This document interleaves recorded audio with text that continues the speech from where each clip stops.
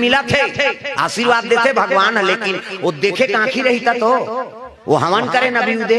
अग्नि देवताय नमः स्वाहा, ग्राम देवी देवताय नमः स्वाहा, शीतला मातेश्वरी नमः स्वाहा। वो स्वाहा कथन ते नान मुने किसे ऊंचे द्रौपदी निकल अग्नि कुंड द्रुपद राजा जग करीता नहीं, एक जन पुत्र एक ठन पुत्री आजो निकला थे, फिर हमारा आंखी नहीं दिखी। ये तो टीवी देखे कांखी काला देख दो, हाँ वो टीवी में देखा था बचाओ, हाँ उले देख भगवान हमें दिखे आखिर।